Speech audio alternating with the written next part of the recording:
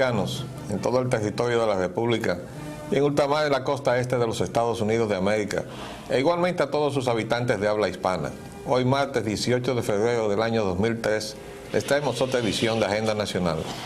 Este programa sustenta los valores de la libertad y la democracia y el derecho de los dominicanos y los latinoamericanos al desarrollo económico y social, con apego y respeto a los principios de soberanía y autodeterminación que sustentan y hacen posible la convivencia pacífica de pueblos y naciones, para identificar y analizar los obstáculos que han impedido e impiden que alcancemos la condición de vida y la felicidad a las que somos acreedores. Les habla Leopoldo Espaillá, Anita, y para llevar adelante este programa contamos, como siempre, con la ayuda y colaboración de nuestro amigo el licenciado Roger Logando Piña. Muy buenos días, Roger. Muy buenos días, Polín. ¿Cómo estás? Bueno, vamos a decir hoy que el país amanece con un problema, que es la paralización de Anadegas en la toma de combustible. No hemos podido localizar a Juan Ignacio Espaillá. Se ve que ha estado de reunión en reunión, pero vamos a tratar de traerlo para que nos explique cómo es que va esta situación. Vamos a leer entonces. Afirman no podrán cumplir requerimientos de los gasolineros. Eso se expresa así la secretaria de Industria y Comercio. Y los detallistas de gasolina retiran el último pedido de combustibles. Fracasa el diálogo con Industria y Comercio. Hay que recordar también que en la semana pasada, mientras la secretaria de Industria y Comercio se expresaba en esos mismos términos, el presidente de la República decía que él entendía que los gasolineros tenían razón. Y ciertamente que tienen razón. Esa es una demanda bien fundada y muy vieja. Desde cuando desempeñábamos la función de presidente de la Refinería Dominicana de Petróleo, están ellos luchando porque se les reconozca que quienes tienen las pérdidas, tanto por temperatura como por volatilidad, son ellos y no las distribuidoras extranjeras, a quienes la refinería de manera sistemática le compensa esa pérdida, pero no se lo traspasa a las empresas de expendio, es decir, a las estaciones de gasolina. Estamos teniendo interferencia aquí en la emisora con estos trabajos. Pues bien, decíamos entonces que no le traspasan ese ajuste que la refinería de una manera religiosa le pasa en la facturación a las distribuidoras. Entonces las empresas distribuidoras extranjeras aducen que ellos no pueden operar si no se quedan con eso, pero es que ellos no se pueden quedar con lo que no les corresponde. Ese ajuste corresponde precisamente a las pérdidas, y si las pérdidas las tienen las estaciones, pues tienen que pasárselas a las estaciones. Lo que pasa es que se acostumbraron a embolsillarse esa ganancia, y con esa influencia indebida que ellos tienen en todos los gobiernos a base de corrupción o de corruptela, entonces esa batalla, las estaciones, sobre todo las entidades independientes, porque ahora viene una oleada de estaciones que dependen directamente de las distribuidoras, con lo cual se está construyendo un monopolio vertical en la distribución de combustible, que no entendemos cómo se puede hacer, porque lo que dio origen a esa clase independiente de empresarios, que son los dueños de estaciones de gasolina, fue precisamente no la Constitución Dominicana, que establece la prohibición de los negocios monopólicos, sino la ley Sherman norteamericana contra monopolios, que le prohíbe a las empresas de origen norteamericano esa práctica lesiva al libre comercio. Y por tanto ellos, al entrar al mercado dominicano, crearon ellos mismos los mecanismos para financiar esas entidades que estaban surgiendo nuevas, pero ahora las quieren liquidar. Y claro, desde un punto de vista de la distribución le está pasando algo parecido a lo de la OPEP, que los países miembros de la OPEP no les conviene reducir su participación por ninguna razón, porque se lo llenan en el mercado los suplidores que no son OPEP, Claro, ¿verdad? indudablemente. Esta es una situación que no sabemos dónde va a parar. Hoy hicieron el último pedido, dice que hay estaciones que podrán estar echando gasolina durante una semana, otros no van a pasar de 3 días. Pero se supone que de aquí a allá alguna solución surgirá. Por lo Pero menos. hay un par de aptitudes de parte de la Secretaría de Industria y Comercio que a mí me han causado un poquito de escozor, y es que ahora, en esta situación, en estas circunstancias, sale Digenor a inspeccionar todas las estaciones de combustible y resulta que ha encontrado una gran cantidad que está falseando el producto y otras en términos de su volumen o en términos de su calidad. Y, escúchenme, y esto es, yo lo atribuyo a que podría ser parte también de la situación. Por otro lado, la Secretaria de Industria y Comercio no ha mostrado en lo absoluto, en términos de estas negociaciones, ninguna verdadera disposición a que esa situación pudiese tener una mejor salida o una salida más justa para los ¿cómo se llaman? Los miembros de ANADEGA. Los miembros de ANADEGA, sino que antes, por el contrario, su posición ha sido muy rígida, muy firme. Y contradictoria está con el presidente. De la República. Así es que esas dos situaciones me tienen un poquito capcioso. Y hay que decir que el presidente, que no es dado a ceder con nada, en esta oportunidad se muestra comprensivo a las razones de los miembros de ANADEGA, y entonces la que se pone intransigente es la titular de Industria y Comercio. Ahora, lógicamente, hay que entender que esto es parte de una respuesta de la cartera de Industria y Comercio a la declaratoria de paralización de actividades de ANADEGA. Pero yo voy a decir una cosa: si tienen fundamento, si realmente se detecta con apego a la verdad que se estaban falseando los volúmenes o si se estaba adulterando el combustible, pues eso había que hacerlo. Lo que no tiene explicación es que la Secretaría de Industria y Comercio haya descuidado esa responsabilidad que tiene para venir a ejercer ahora en el medio de esta crisis. Que lo haga permanentemente. Ahora, si estaba mal hecho está, y entonces le merece toda la responsabilidad y en fin, las penalidades que la legislación le establezca a quienes estaban en eso. Vamos a seguir adelante. Temas. La guerra con Irak. Irán culpa a Estados Unidos de las armas que pudiera poseer Irak. Irán dice que Estados Unidos vendió armas químicas a Irak. Irán tiene más que prueba de eso. Bueno, esto está batiéndose nada menos que en La Haya, en el Tribunal Internacional de Justicia. Dice aquí La Haya, agencia F. Irán acusó ayer lunes a Estados Unidos de apoyar al régimen de Saddam Hussein con armas químicas y biológicas, además. Y biológica. Durante la guerra irano-iraquí ante los jueces de la Corte Internacional de Justicia. Estados Unidos asistió a Irak con los servicios de inteligencia y logísticamente, incluso con peligrosas armas químicas y virus mortales, dijo el representante iraní Mohammad Hassan Zahedin Labaf en la primera vista del juicio por el hundimiento de las 3 plataformas petrolíferas iraníes al final de los 80.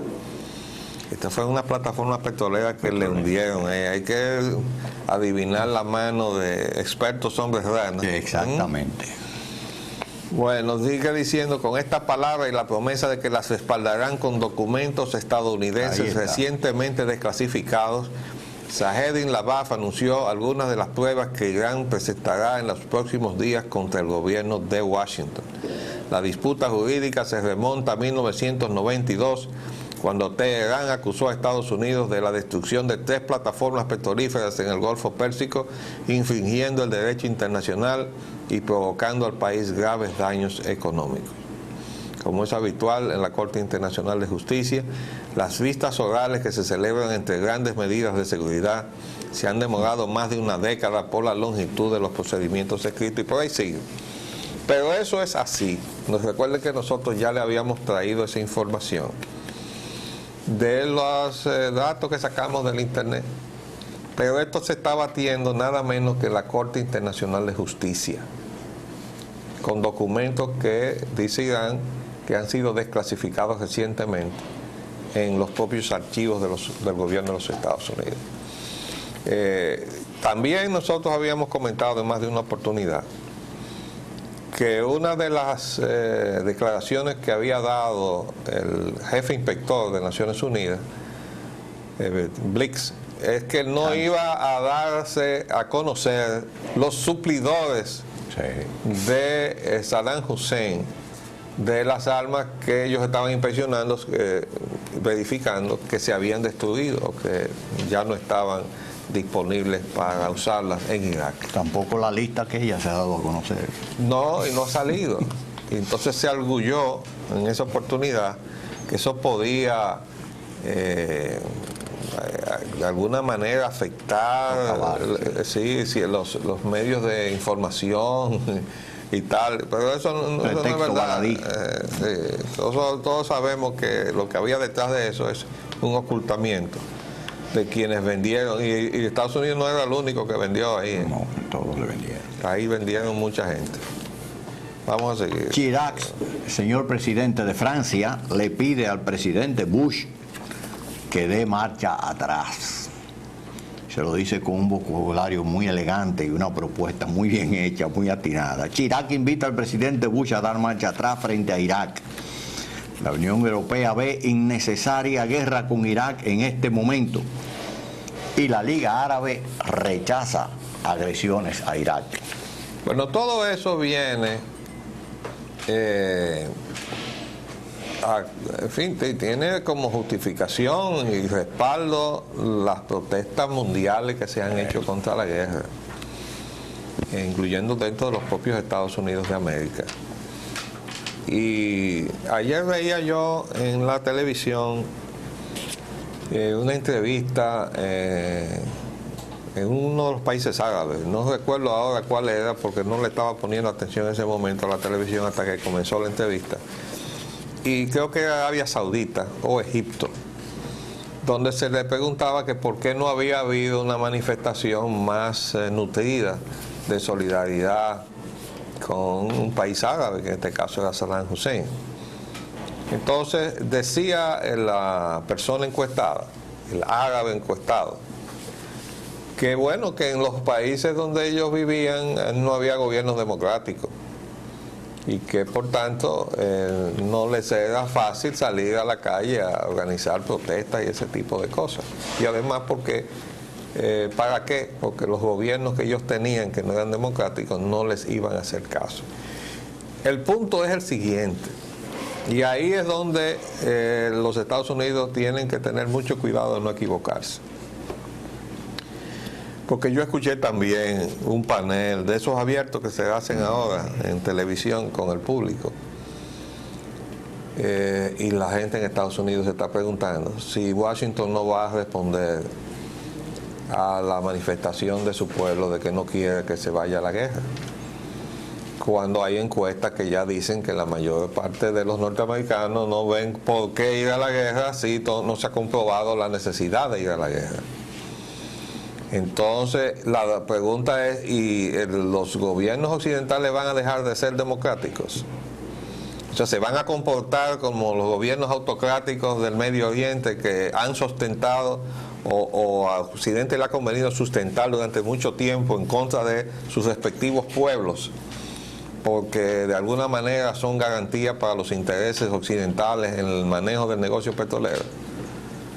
Entonces ahí es que está el verdadero riesgo de todo esto, y muchas veces hemos recogido acá las voces de algunos analistas que dicen, si Estados Unidos cambia su esencia, habrá Osama Bin Laden o quien quiera que fuera el autor de los atentados del 11 de septiembre, habrá logrado infligir el mayor daño a la sociedad norteamericana, que es haberlos obligado a cambiar su modo de vida, de libertad a un modo de vida de libertad restringida o peor. Entonces, esto es lo que está en el fondo de todo esto, Y el rol que está jugando ahora Francia es un rol importante, porque se está erigiendo en la voz de balance, de ese intento de apoderamiento del poder mundial por parte de un estamento de la sociedad norteamericana, porque no se puede decir que es el pueblo norteamericano el que está detrás de ese intento, y mucho menos para controlar un negocio como es el negocio petrolero. De modo que ojalá, y vamos a leer lo que le dice Chirac, ¿no? Léete ahí su intervención, que Chirac sea convincente frente a Bush. Además, en Estados Unidos hay grupos que son tan obcecados que han iniciado hasta una campaña para dejar de consumir cosas que salen de Francia. Oh, sí, no. Hay una campaña anti-Francia que eso es asqueroso hasta cierto punto. A mí me causa una reacción manejado. Sí, desde luego. Y los medios están contribuyendo mucho a eso, algunos medios. Sí. El presidente francés Jacques Chirac recomendó a su par estadounidense George W. Bush que no tema dar marcha atrás en su postura frente a Irak, ya que el interés político de un hombre de Estado es llegar al desarme sin sangre. En una entrevista al semanario Time, Chirac volvió a sostener su no a una intervención armada en Irak hasta que el trabajo de los inspectores no esté concluido. Si Bush manda a casa a sus soldados, tendrá dos ventajas.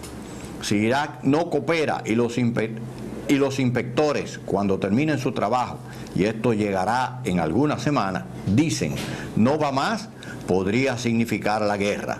Pero si Irak está objetivamente desarmándose, esto es verificado por los inspectores, y en este punto Bush podría decir, gracias a mi intervención, ahí es donde está lo elegante, Irak fue desarmado y además lo hice sin derramar sangre, analizó Chirac. En la vida de un hombre de Estado, lo que cuenta es no hacer correr sangre, añadió. Chirac insistió sobre los peligros de una guerra que podría crear un gran número de pequeños Osama Bin Laden y consideró que un conflicto armado es el verdadero peligro, sí, puede dar un fuerte impulso al terrorismo. Musulmanes y cristianos tienen mucho que decirse y con la guerra no se favorece el diálogo. Estoy en contra del enfrentamiento de las civilizaciones, es decir, del juego de los integrismos. Pero tú sabes, cuando dice civilizaciones, quiere decir religiones. Religiones, exactamente. Eso es la cosa más peligrosa del mundo.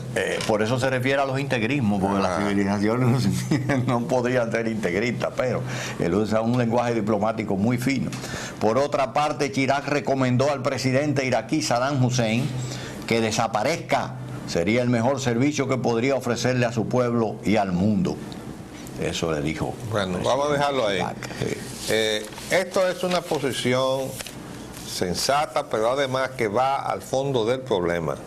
Y es que Estados Unidos está queriendo ejercer el poder mundial de manera unilateral, poniéndose por encima de Naciones Unidas y del Consejo de Seguridad. Porque el punto aquí, en este momento, y todavía hay gente ahí, yo escuchaba a Condoleezza Rice en la televisión, y la verdad es que yo hacía mucho tiempo que no le cobraba antipatía a una persona como la que me suscita esa persona, la consejera de Seguridad Nacional del presidente Bush, en la forma arrogante en que se expresa.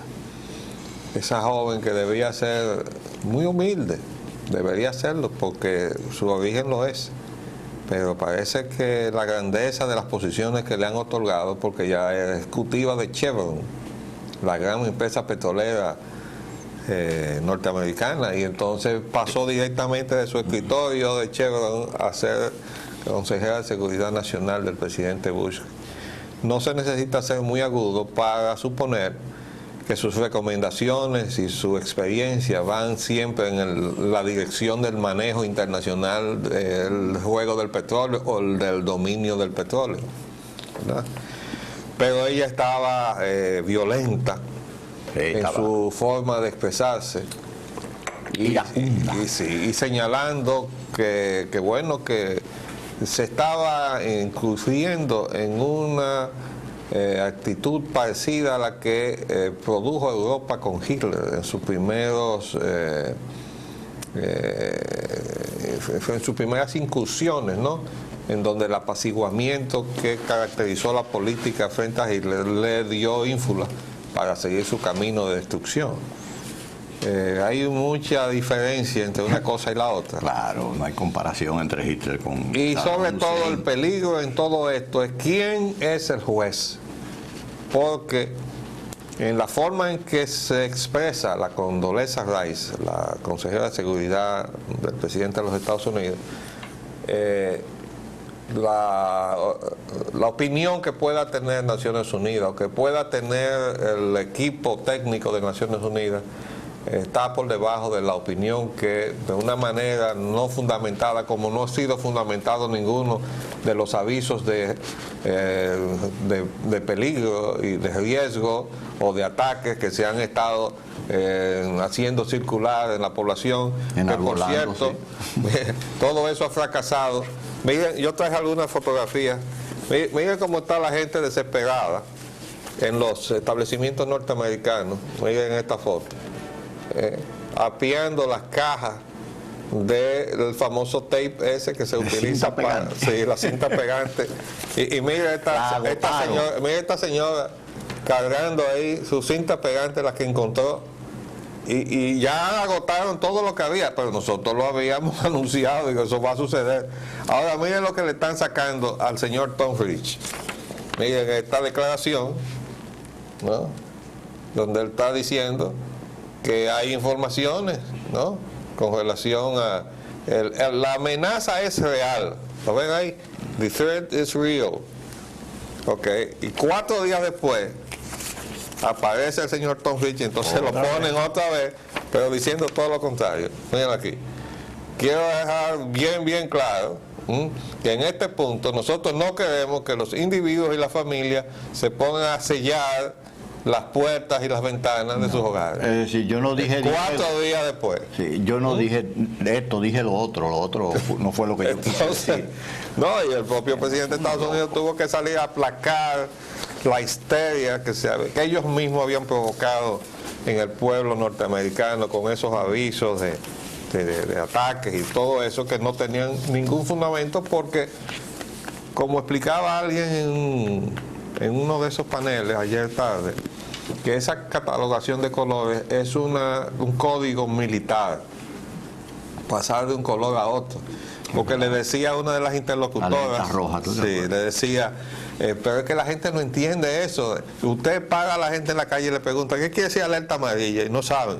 ¿Y qué quiere decir alerta roja o naranja? Y tampoco saben. Entonces, ¿por qué usar eso, no? ¿Qué significa? ¿Qué le dice a la población? Entonces, bueno, se puso en evidencia allí. Eso fue muy interesante, ese debate. La gente está ya medio escaldada con todo esto, ¿eh? Vamos a hacer un paréntesis y volvemos en unos minutos.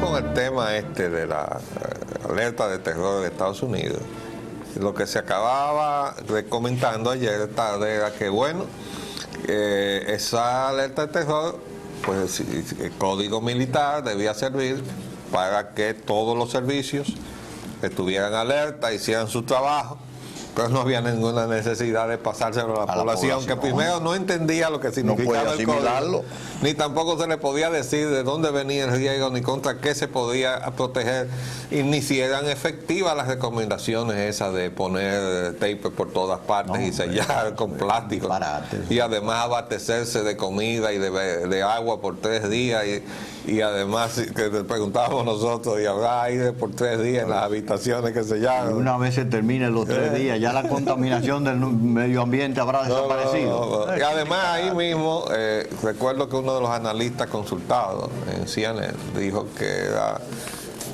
esos tapes no eran eficientes. Tenían porosidad. Bueno, vamos a seguir. Clima social nacional. Liberan hijo de empresario secuestrado. La liberación de Lama fue posible con negociador, a través de un negociador. Bueno, esto es alarmante. Esto es alarmante.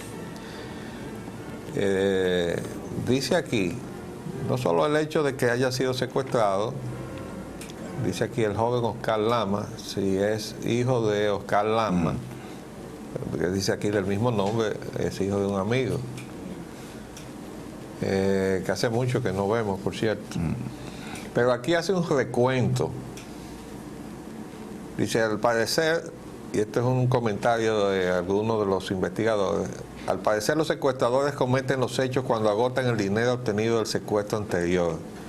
Esta práctica criminal se ha incrementado en los últimos años en el país, siendo los secuestros más notables los del empresario arrocero Miguel de Moya, ocurrido en Moca el 2 de julio de 2001 y por el que tuvieron que pagar 3 millones de pesos. Al año siguiente, el 2 de agosto del 2002, fue secuestrado en Santiago el empresario tamborileño Juan Fernando Capellán Díaz, quien fue liberado el día 10 del mismo mes tras pagar un rescate de $1.500.000. Por este hecho, la policía sometió a la justicia a 5 personas, pero el supuesto cabecilla Rafael Villa Cartagena nunca fue apresado y se desconoce su paradero. 3 meses y medio después, del 22 de noviembre, fue secuestrado el joven Eduardo Alberto Nagri, hijo del empresario Marcial Nagri, cuyo rescate fue de 6 millones de pesos. El 5 de diciembre fue secuestrado Alexis Dumé, hijo del comerciante vanilejo Manolín Dumé, por quien la familia tuvo que pagar $1 millón u 8 millones de pesos. Este dato nunca se precisó. Y ahora hacen otro secuestro y entonces interviene un negociador israelita, de acuerdo con lo que dice la prensa, el Diario Libre. Han tenido que traer un especialista de fuera y la policía es la última que se entera. Si los familiares de Oscar Lama, hijo, lograron su liberación luego de una intensa negociación que duró más de 2 días en la que intervino un especialista extranjero. Según dijo a Diario Libre una fuente de los organismos de inteligencia, en el país operan negociadores israelíes y puertorriqueños. En el caso, el negociador se había transado con los secuestradores por un monto de $1 millón y 2 millones de pesos. Lama es hijo de un prominente empresario ligado a negocios de seguros y equipos informáticos. Bueno, esto está diciendo que realmente nosotros estamos corriendo todos los riesgos, y no vemos la respuesta en términos de que el Estado se organice para darle garantías a la población en contra de estos riesgos. Vamos a seguir. La crisis energética. Embajadora de España niega Rey de España use las amenazas en sus relaciones. ¿Qué se refiere la señora embajadora? Sí, es muy interesante porque estas son de las cosas que se dicen a sottovoce y de los pocos programas que hemos mencionado la injerencia de las personalidades políticas de España en el negocio eléctrico ha sido este programa.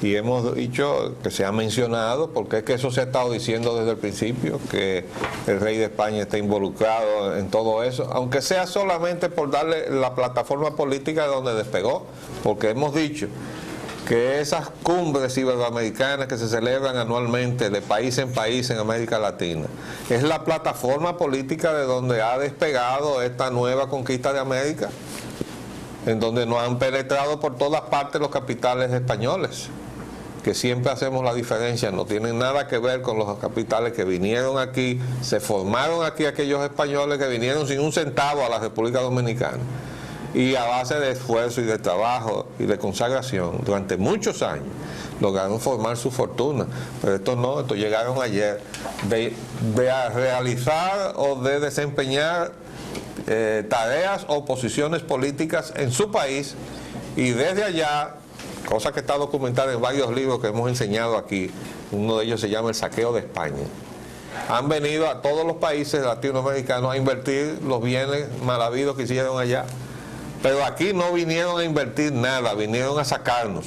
Entonces hicieron tráfico de influencia y vinieron del brazo de sus relaciones internacionales, en este caso las del PRD y específicamente las de José Francisco Peña Gómez. Llegaron aquí de esa mano. Y entonces, claro, llegaron aquí durante el gobierno de Balaguer y su nexo natural eran las personas con quien José Francisco tenía relaciones en el gobierno de Balaguer. Y ahí aparece todo eso documentado en uno de esos libros. Hay un libro completo, con operación por operación de las que hicieron aquí al llegar en esa época. Lo que pasa es que ellos han seguido haciendo negocios y todavía ese episodio, esa etapa no la ha escrito nadie. Pero aquí se ha hecho para hacer varios libros con este asunto de la capitalización. Bueno, ahora sale la señora embajadora y contestando algo que dijo en un artículo,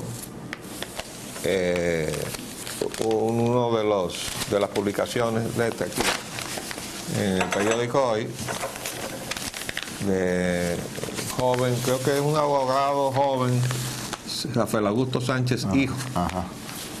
Lo he leído en algunas ocasiones. Sí. La embajadora María de Jesús Figa López Palop afirmó ayer que ni el rey de España ni el presidente del gobierno español tienen como práctica utilizar la utilización de la amenaza en sus relaciones con la República Dominicana. La diplomática representante oficial de España en el país responde a interrogantes que se plantea el abogado doctor Rafael Augusto Sánchez hijo, en artículos publicados hace unos días en el periódico Hoy, bajo el título de Más penas sobre Penosa. El articulista expresa que los contratos entre las compañías distribuidoras de energía Edenorte y Edesur, subsidiarias de la Unión Fenosa de España, pueden ser rescindidos y se pregunta por cuáles motivos eso no se ha hecho. Escribió Sánchez hijo, ¿por qué no se ha hecho? ¿Por las amenazas del rey de España o del presidente del gobierno español? ¿Por la posible suspensión de la ayuda que otorga España a través de un servicio de cooperación internacional? La embajadora Figa López Palop, al rechazar cualquier amenaza por parte del rey o del presidente del gobierno de su país, señala que no es esa la forma que utilizamos en nuestras relaciones bilaterales con países soberanos, y menos aún tratándose de un país con el que tenemos tantos y profundos vínculos. Déjalo ahí. El asunto no está en que ninguna de esas personalidades cojan el teléfono y amenacen, pero basta que llamen. ¿O ustedes se imaginan que le digan al presidente, presidente, ahí le está llamando el rey de España, o presidente, mira, ahí le está llamando el primer ministro Aznar, o que le digan, ahí le está llamando Felipe González, a quien el gobierno recibió en pleno y que salió filmado incluso oyéndolo darle una cátedra de cómo manejar el gobierno? ¿O se nos va a olvidar eso también? Cursillo. Sí, estaba todo el presidente, la vicepresidenta y todos los secretarios estaban sentados ahí, y Felipe González prácticamente le faltaba nada más que una varita en la mano con una pizarra para estar señalando, ¿no? Como una maestra o un maestro en la pizarra los numeritos y las cosas. O darle su golpecito por la cabeza. Nosotros vimos todo eso, el pueblo dominicano, porque se lo pasaron ahí. Y entonces el señor dictándonos pauta y diciéndonos cómo podemos nosotros manejarnos y debíamos manejarnos y todo eso. ¿Para qué? Para cimentar esto que está pasando aquí. Entonces, claro, no tienen que amenazarnos. Basta con que hagan uso de la amistad, entre comillas, llamando, fulano, mira, no me aprietes a perencejo y voy a ver cómo tú les resuelves el problema a Sutanejo. Eso no es una amenaza, ¿verdad? Es una petición amigable. Eso no es tráfico de influencia. Entonces, el presidente no puede echarse para atrás por eso, porque el país entero está pendiente de él. Y ya le hemos dicho aquí, lo va a respaldar en todo lo que haga, enfrentándose como Dios manda a esos intereses, porque está en juego la salud del país. Y ya no es solamente el derecho que tenemos los dominicanos a tener un servicio eléctrico como Dios manda, sino que está en juego la economía de la nación, porque ese grupo de parásitos pegados ahí, chupando pesos en miles de millones, sacados del bolsillo directamente de los consumidores de la energía eléctrica, para irlos a cambiar libremente al mercado, para mandarlos hacia afuera con toda una serie de etiquetas disfrazadas, como por ejemplo la del préstamo de Unión Fenosa a sus subsidiarias. ¿Por qué no investigamos eso en un tribunal, a ver qué sale de ahí? Entonces, definitivamente, confesamos no haber leído los artículos del abogado, del jurista Sánchez, hijo, que tiene un nombre que sí es hijo de Papito Sánchez. Parece que sí. Pues tiene detrás de sí una tradición familiar desde su abuelo, de una de las oficinas, bufetes de abogados más acreditados del país. Y lo felicitamos por haberse atrevido a hacer esas precisiones que pocas personas nos habíamos atrevido a hacer públicamente. Pero él tiene el aval de que es un abogado, tiene detrás pues toda la tradición de su familia como abogados y probablemente la asesoría de sus tíos que todavía están vivos. Y él debe saber lo que está diciendo, de modo que nos complace muchísimo esas expresiones de Rafael Augusto Sánchez hijo, ¿verdad?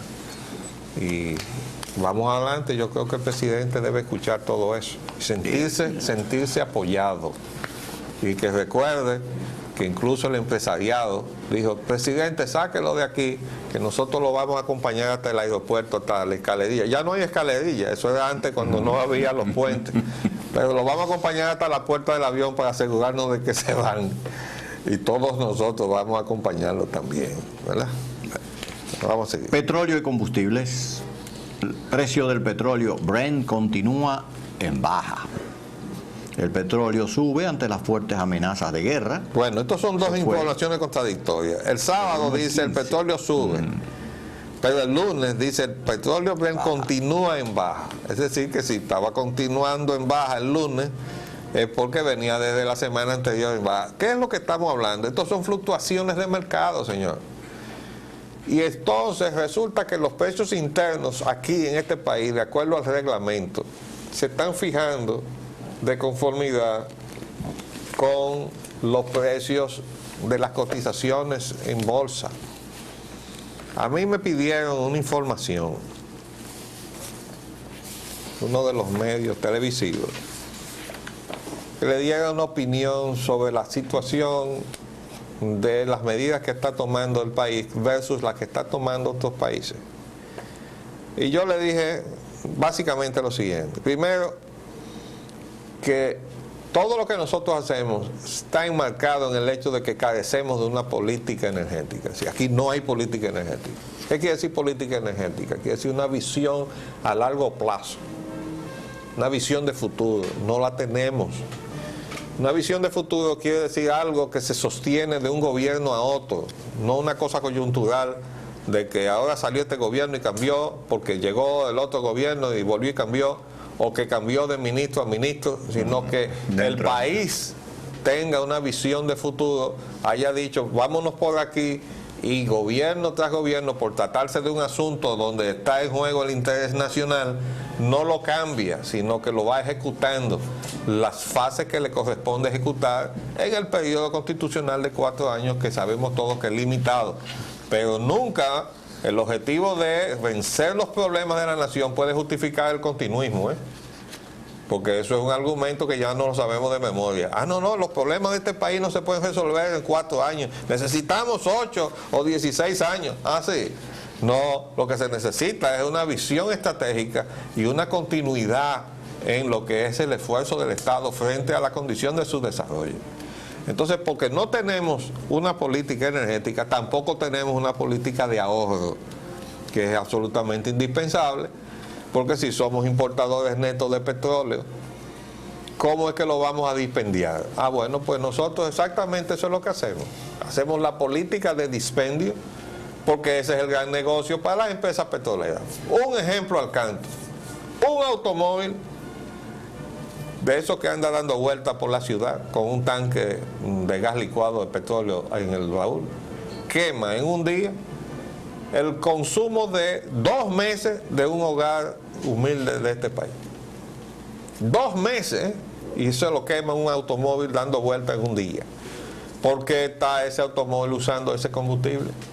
En primer lugar, le está restando el combustible ¿A quién? A los hogares dominicanos, que como tienen que cocinar, a falta de tener acceso a el gas licuado de petróleo, que por lo visto en el momento en que hay un consumo mayor, tiene necesariamente que escasearse, tiene que subirse el precio, y entonces el ama de casa no puede competir con los choferes, porque el chofer le pasa los incrementos del precio del gas licuado de petróleo al pasaje.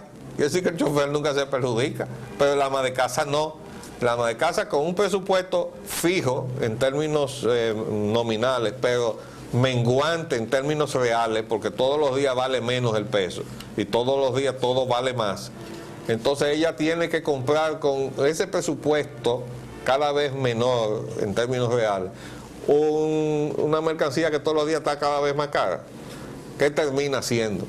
Pues trasladándose a la NAFE, que es uno de los titulares que tenemos comado de la prensa, sustituyendo las estufas por la NAFE. Quiere decir quemando leña y quemando carbón y destruyendo la cubierta forestal que nos queda en las cuencas hidrográficas para que nos quedemos sin ríos. Bueno, pues suicidarnos como nación, pero lo estamos haciendo. Entonces también por falta de esa política, hay que decir que hay una intención fiscal visible. Es decir, todos esos aumentos alegres tienen el propósito de que se acumule en la refinería una ganancia adicional, que es un ingreso extraordinario del Estado, pero que lo va a repartir 50 y 50% con la Shell.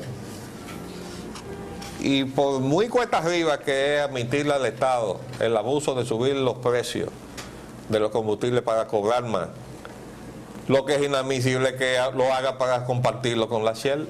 Con una empresa ¿Usted extranjera. se imagina que nos estén sacando abusivamente, porque no tiene fundamento en los precios del petróleo allá afuera, esos incrementos, para que entonces la Shell lo disfrute en un 50%? Buscará más dólares. Entonces eso, claro, para llevárselo. Claro. Entonces, esos son de las razones. Además, nosotros deberíamos tener un fondo de contingencia. Y hace mucho tiempo que yo mandé al Congreso Nacional mis recomendaciones al respecto. Y yo dije que cuando nació el diferencial de combustible, no tenía un propósito fiscal, sino de servir de colchón entre los vaivenes que siempre en aquella época eran hacia arriba de los precios petroleros y la economía, para evitar estar ajustando todos los días. Entonces alguien, no sé quién fue, se inventó ese colchón. Se fijaba un precio por resolución siempre por encima del precio del mercado, que venía subiendo, pero esto daba una línea horizontal de tranquilidad a la economía hasta que los precios subiendo tocaban el precio que se había fijado y volvían hacia otro escalón. Es decir, que los precios y la economía iban moviéndose a través del tiempo, en varios meses de tranquilidad, hasta que volvió otra vez y se movía hacia arriba. Pero no se movía todos los días ni todas las semanas, como pasa ahora. Entonces eso es el problema, que es que se ha cambiado todo, lo han desajustado todo. Y no nos hemos percatado de eso. Bueno, yo puedo decirle que habemos gente que sí nos hemos percatado de eso. Pero lamentablemente nuestra voz se oye poco, si es que se oye algo.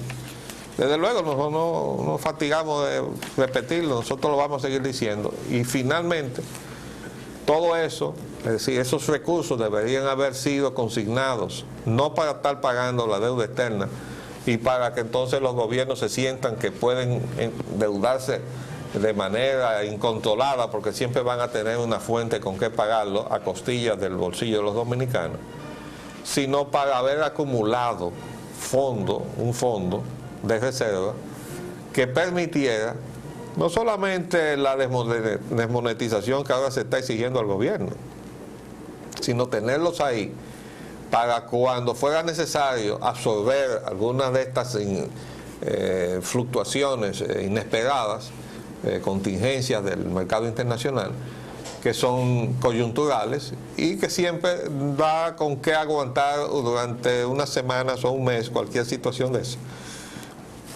Y evitar que eso pase entonces a la población, desajustando los precios de todo lo que está en el mercado en bienes y servicios, que es lo que está pasando en este momento en desmedro de la familia dominicana.